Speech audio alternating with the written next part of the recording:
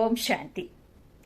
बाबा के सभी बच्चे सदा अच्छे और नहीं भी हैं तो बाबा के ज्ञान को समझकर सब अपने आप को बहुत भाग्यशाली समझने लगे होंगे, और नहीं भी समझेंगे तो बाबा की नई नई ज्ञान के पॉइंट के साथ में आप अपने आप को बहुत भाग्यशाली समझेंगे।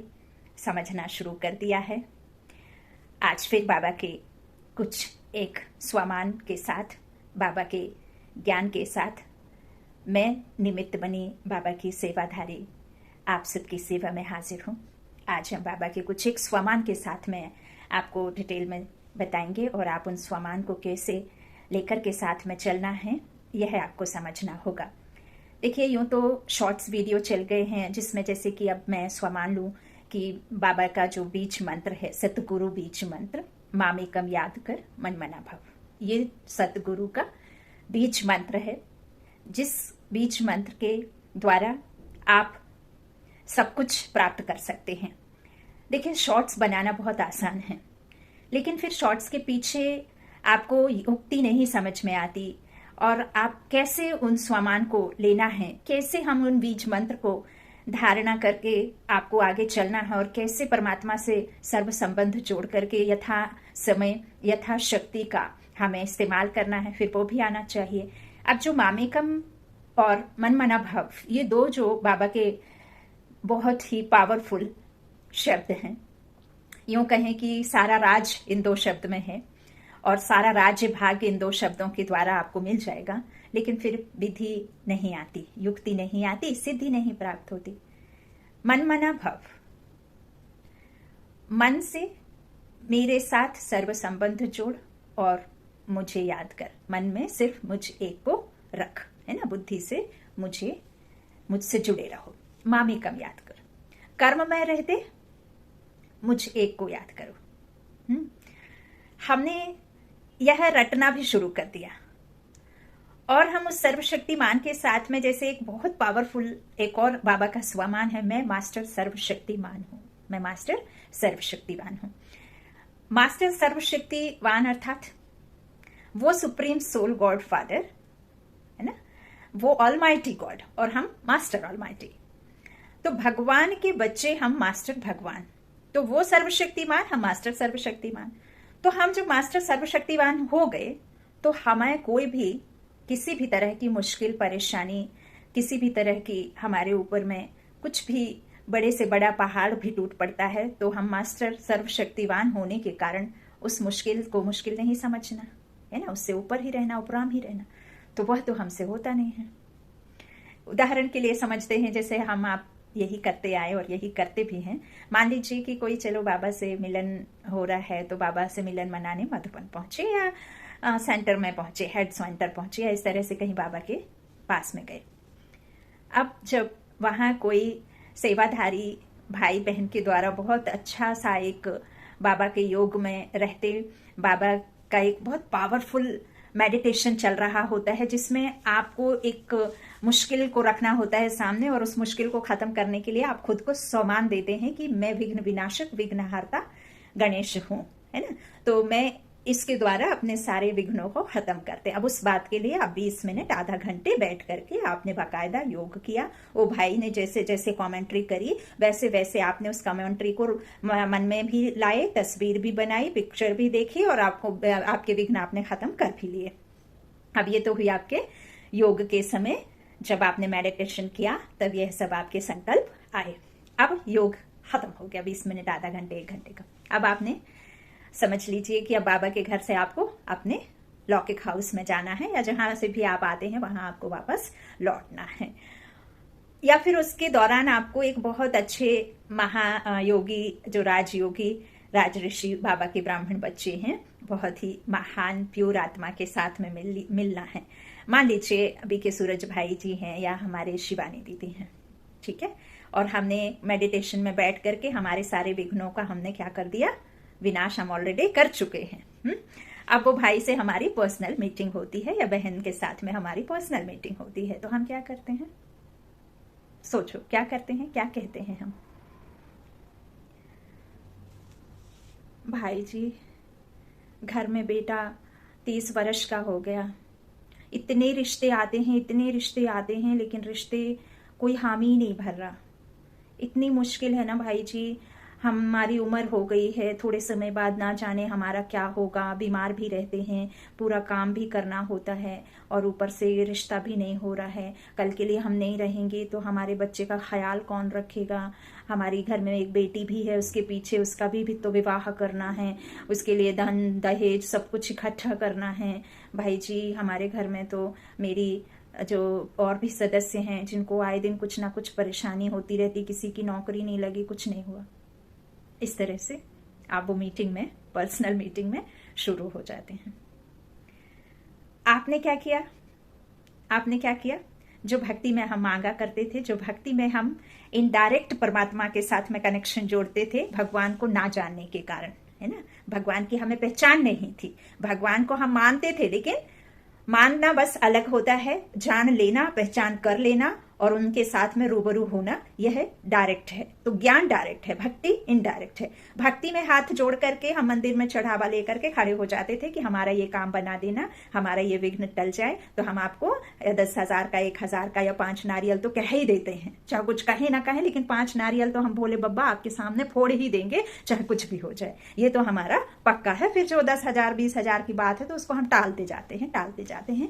या ब्राह्मण भाई से हम लिखवा लेते हैं, पंडित जी से बकायदा, कि ये शांति पाठ के लिए वो सामग्री लिखेंगे, वो सब हम लिखवा लाते हैं और हम पूजन के लिए। तो ये हम भक्ति में करते आए।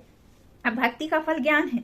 अब ज्ञान में परमात्मा कहते हैं कि आपको जो अष्ट शक्तियां हमने दी हैं, जो परमात्मा हमें 7 रोज के कोर्स में बताते हैं कि मैं कौन, मेरा कौन, तुम कौन, और जो भी परमात्मा ने हमें आदि मध्य अंत का ड्रामा का राज समझाया है, और परमात्मा ने अपने जो बाबा ने हमें मामेकम और मनमना भव का बीज मंत्र दिया है, सतगुरु मंत्र, तो इस गुरु मंत्र को और इतने सारे सोमान दिए हैं परमात्मा ने कि हम एक दिन में एक सोमान भी करें ना तो हमारी जो बाकी बची आयु है ना, जीवन हमारा कट जाएगा। एक एक सोमान को यदि हम एक एक धारण करते हैं तो हमारा जितना भी जीवन, तो यूं सर्टिफिकेट नहीं है हमारे पास में कि कब हमको जाने का है, लेकिन जाना है ये तो पता है। इसीलिए अब रेडी भी बाबा कहते हैं रहो, क्योंकि किसका भी कोई भरोसा नहीं है।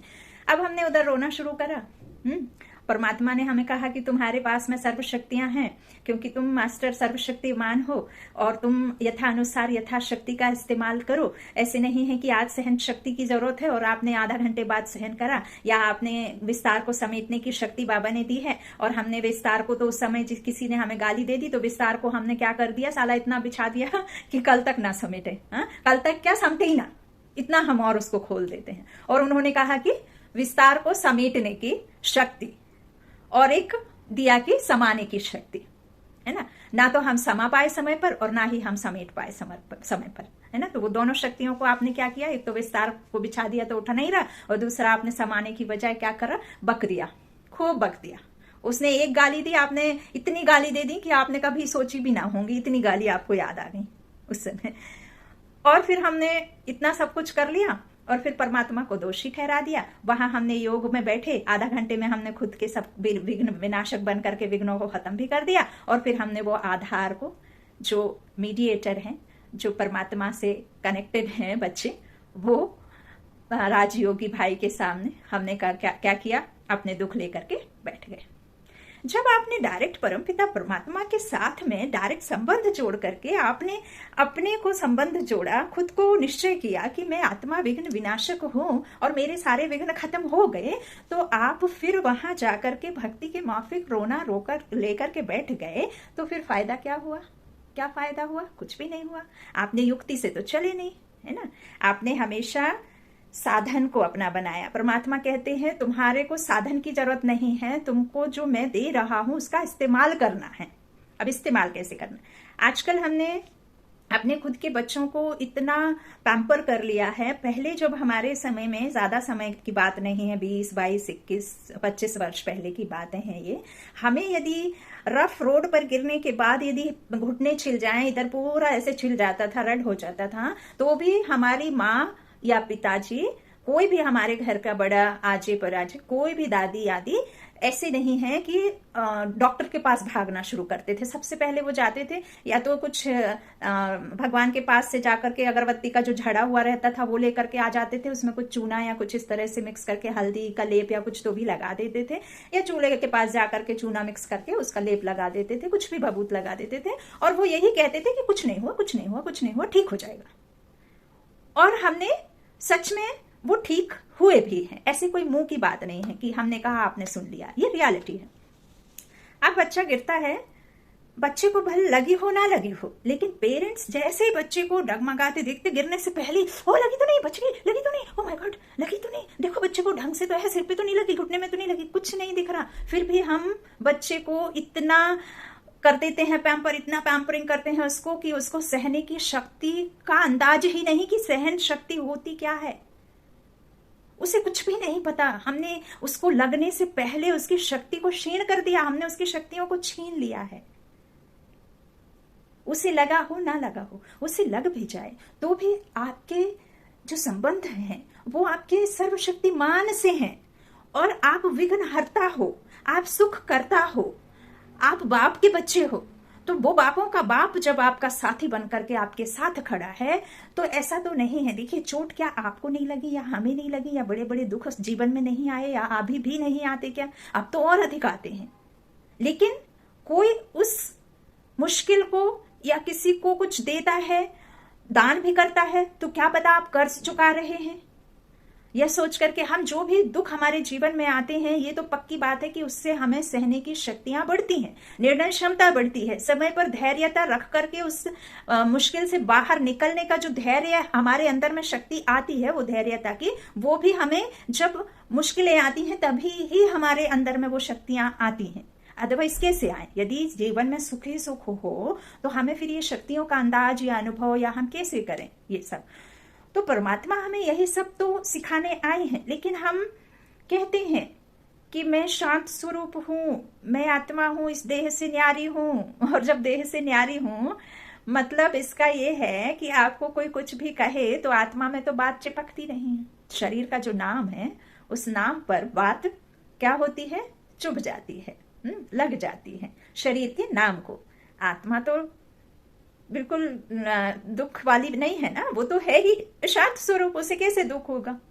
लेकिन हम किसी भी बात को परमात्मा की समझते नहीं हैं। और देखिए, परमात्मा का ज्ञान, परमात्मा की याद, ये दोनों इतनी सहज, इतनी सरल, इतनी मीठी, इतना प्यारा बाबा है, इतना सस्ता ज्ञान है और इतना अच्छा ज्ञान है और इतना थोड़ा ज्ञान है कि आपको इतना विस्तार में समझने की जरूरत ही नहीं है। लेकिन समझने के लिए इतना सब कुछ परमात्मा ने निकाला है। कितने परमात्मा ने चित्र बनवाए हैं, कितने बाबा ने जो है युक्तियां निकाली, कितने स्वमान निकाले, कितने बाबा ने तरह तरह के गैजेट्स निकाले, कितने बाबा ने देखो बताते हैं कि मीठे बच्चों को समझने के लिए यह सब करो, ये करो, वो करो, ऐसा करो, वैसा करो। नहीं तो वो निराकार है, उसका ना चित्र की जरूरत है ना चित्रण की जरूरत है ना। सिर्फ उसको समझना है कि परमात्मा हमसे कौन सी शक्ति को किस समय किस तरह से इस्तेमाल करना है, कौन सी युक्ति से कौन से स्वमान में आपको टिकना है, ताकि आप वैसा बन जाएं जैसे ईश्वर चाहते हैं। और हम दुखों को लेकर के चलते रहते हैं, इसको उसको ढूंढते रहते हैं। कुछ भी हुआ तो गूगल में सर्च करना शुरू कर दिया, कुछ भी हुआ तो इधर पहुंच गए, उधर पहुंच गए। अच्छा, मान लीजिए आप किसी ऐसे महापुरुष के पास जाते हैं जो आपके मुश्किलों का हल बताने के लिए तैयार है ना। अब आप जाते हैं और आपके साथ साथ एक और कोई साथी भाई हैं जिनकी परिवार पहले से बैठा है। अब आप लेकर गए जो आपका दुख था, या आप मान लीजिए जो ईयरली वंस जाते हैं अपने गुरुजी के पास, तो बहुत सारा उनके साथ में दान के लिए या कुछ ना कुछ उपहार स्वरूप कुछ ना कुछ लेकर के जाते हैं, है ना, गिफ्ट्स लेके जाते हैं ना। तो आपकी कुछ समस्या है, उसे भी आप डिस्कस करेंगे, कुछ ना कुछ बात को लेकर के जाएंगे। तो उस बात को लेकर के जाएंगे। लेकिन आप में और जो सामने वाला परिवार जो पहले से बैठा हुआ है गुरुजी के पास में, उनका और आपका उपहार थोड़ा फर्क है। उनका महंगा है, आपका थोड़ा सा कम दाम वाला है। तो गुरुजी किसे ज्यादा आशीर्वाद करेंगे, किसकी तरफ ज्यादा ध्यान देंगे, आपकी तरफ या उनकी तरफ? आज के समय में आशीर्वाद यदि आज माता पिता भी दे रहे हैं ना, तो देखते हैं कि कौन सा बच्चा मुझे आगे समय तक चला पाएगा, या कौन सा बच्चा मेरे लिए महंगी घड़ी लेकर के आया और कौन बच्चा मेरे लिए कम दाम की लेके आया। ऐसे आशीर्वाद मिल रही हैं। अन्यथा नहीं लेना, अदरवाइज में नहीं लेना।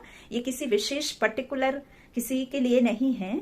बहुत सारे ऐसे इस समय हैं, ये ड्रामा में पार्ट है, तो इस तरह से आजकल हो रहा है। और यहाँ तो परमात्मा आपको खुद उन शक्तियों से भरपूर कर रहा है कि आपको देने लायक बना रहा है। आपको देख करके सामने वाली आत्मा शांत हो जाए, आपके घर में आने के लिए सामने वाला तरस रहे हैं कि आकर के बैठूं तो थोड़ी सी मुझे शांति मिले। वो आपके घर में आए तो ये ना कहे कि आपका सोफा बहुत अच्छा है, आपके कर्टन बहुत अच्छे हैं, आपका टीवी बहुत अच्छा है। वो ये कहे कि आपके घर में आकर के एक असीम सी शांति मिलती है, इतना अच्छा लगता है, ऐसा लगता है दिन में एक बार 2 मिनट के लिए बैठ करके आ जाए, थोड़ी सी शांति मिल जाएगी मुझे। तो ऐसे परमात्मा आपको बना रहे हैं। आपकी दृष्टि से आत्मा तृप्त हो जाए, आपकी दृष्टि पाकर के आत्मा सुख का अनुभव करे, आपकी दृष्टि पड़े उस पर और आप उस दृष्टि से उसे निहाल कर दें। तो ये परमात्मा आपको बनाना चाह रहे हैं, तो आप बनेंगे तब तो ऐसी आपकी दृष्टि होगी। तो आपको खुद ये सब करना है। अब हम कितने भी सोमान ले लें, कितना भी हम ब्रह्म मुहूर्त में उठ जाएं, कितना भी हम अमृत वेला कर लें, कितना भी हम बाबा से जो बीच बीच में बाबा ने हमें बताया है युक्तियां, नुमा शाम, फिर अमृत वेला, फिर बाबा ने ट्रैफिक कंट्रोल बताया, कितना भी आप कर लें, लेकिन आप सफल नहीं होंगे, क्योंकि आपको आता ही नहीं है कि हमें कैसे इस्तेमाल करना है बाबा के उसको, है ना। तो ये कारण है। देखिए, बाबा ने हमें सिर्फ सुख दिया है, बाकी बाबा भागीदार दुख देने का नहीं है ना। और ज्ञान बहुत सस्ता है, और ज्ञान फ्री है, और राज्य भाग्य फ्री है। परमात्मा को याद करना बहुत आसान है। ये मैं आपको दूसरे वीडियो में जरूर शेयर करूंगी, और नए ज्ञान के साथ, नई पॉइंट के साथ, ताकि आप बाबा के बच्चे बाबा पर इतना निश्चय हो जाएं, इतना निश्चय हो जाएं कि आपके मन में सिर्फ और सिर्फ बिंदु बाप, ड्रामा बिंदु और मैं आत्मा बिंदु, बस इतना ही बचे और कुछ ना बचे। इसी उम्मीद के साथ में मैं बाबा की सेवाधारी आप सबसे विदा लेती हूँ। अच्छा, ओम शांति।